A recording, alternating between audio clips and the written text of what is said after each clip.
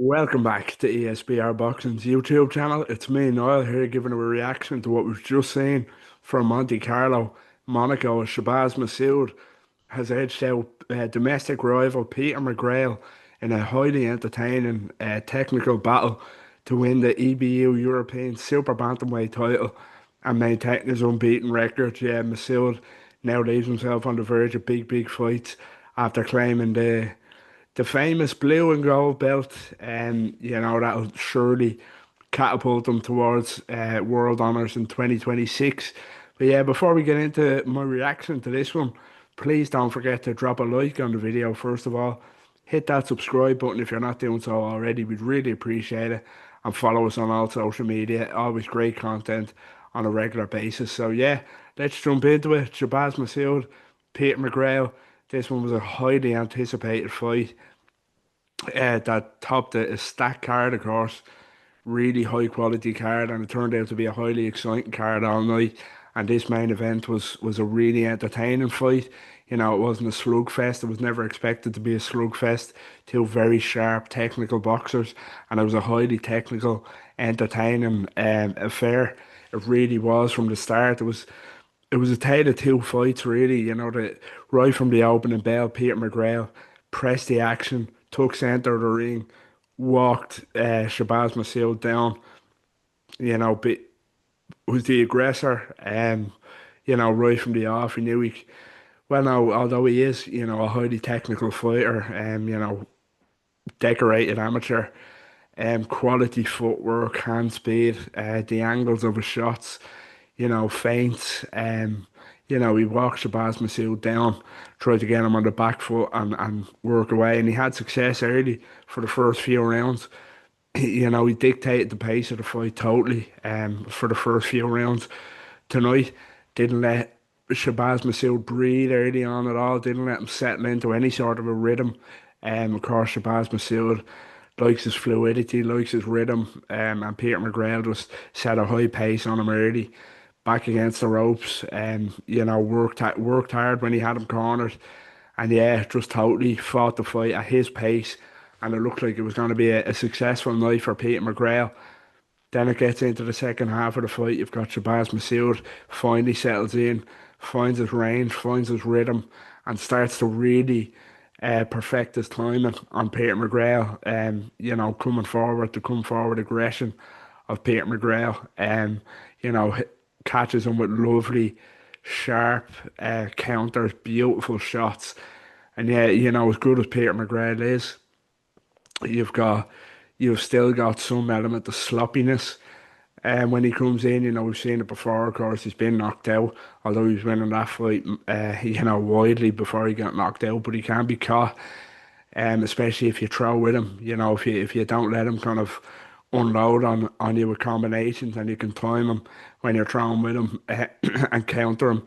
You can catch him and you can hurt him. And Shabazz Masood caught him with some lovely shots, couple of big uppercuts that seemed to slightly buckle him. Nothing major, in those rounds, but he really started to assert himself and find his time and heading into the second half of the fight. Beautiful boxer to watch, Shabazz Masood, so fluid, back foot, so technically skilled, really quality operator. But yeah, round nine, I believe it was round eight or nine, I should say, is when he looked to have Peter McGrain in real trouble. Rocked him with a big shot and looked like he could get him out there, hurt him to the body as well. Quite significantly hurt him to the body in round nine, and looked like he could be on the way to a stoppage. Pete McGrail had his hands down, was breathing heavy, and was clearly feeling the effects of the shots. But he rode the storm, and then round 10, McGrail gets a point off, a huge point in the fight.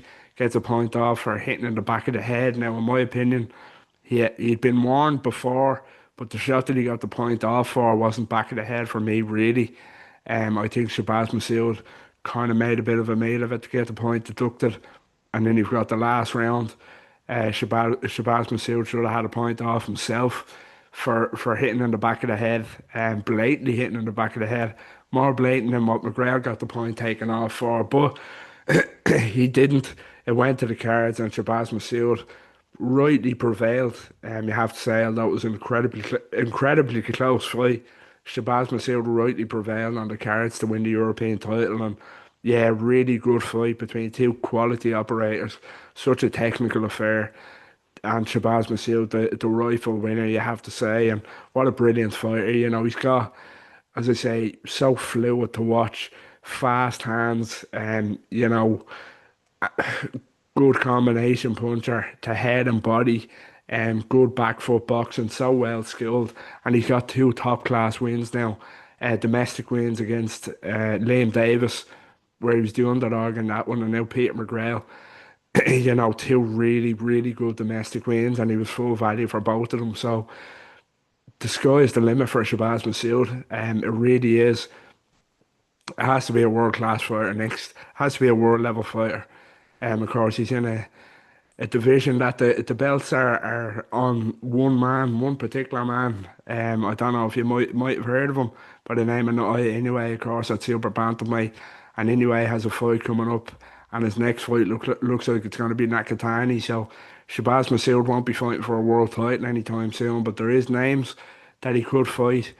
That I think are very winnable fights for him, but are big tests to see is he ready for that world title fight.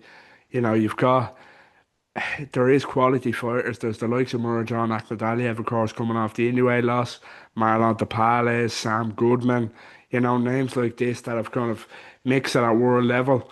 Tapales, Akhmadaliev has held world titles. Tapales has been a world champion. Really, really big tests that could be in the UK for Shabazz Masood next year while he's waiting on the Inoue Nakatani kind of situation to clear up that fight to take place in Japan. So I think names like that, it has to be, the likes of Tapales, Goodman, Akhmadaliev, names like that. It can't be any more domestic names because he's proved he's above domestic level now. There might be a rematch with Pete McGrail, but I think it's the same result, in my opinion, or just Shabazz Masood is just that bit more clever than Peter McGrail, and I think it'll be the same result. Although Peter McGrail could definitely warrant a rematch there, but if it's not the rematch for me, it's one of those names that I mentioned. Very winnable fights. I think Shabazz Masood is a quality operator, and he's more than capable of winning those fights. Yeah, and maybe who knows? As I said, the Inoue Nakatani winner. Anyway, surely win, lose or draw on that fight isn't long for super bantamweight, you'd imagine. So you could see those belts become broken up and fragmented, and Shabazz Masood could end up fighting for a vacant title that he could very well win. But yeah, huge 2026 in store for Shabazz Masood, and I cannot wait to see what's next. I really can't. Quality fighter, and Peter McGrail can bounce back as well. There's no shame in a close loss to Shabazz Masood. Still young enough to bounce back, still talented enough to have success. This can't be the end for Pete McGrail either by any means. I'm excited to see what's next for him as well. But yeah, that's just my quick reaction to what we've just seen from Monte Carlo, Monaco, as Shabazz Masood has won the European Super Bantamweight title by outpointing Peter McGrail by unanimous decision in a very entertaining fight in the Principality. Leaves himself, as I say, on the verge of some huge fights in 2026 and potentially a world title. So yeah, let us know what you think in the comments. What did you make of that performance? How did you have it? Do you think McGrail maybe deserved the nod? Who knows? Let us know down below in the comments. Get involved. As always, we really appreciate it. And as I say, don't forget to please drop a like on the video. Subscribe to the channel if you're not doing so already. We'd really appreciate it.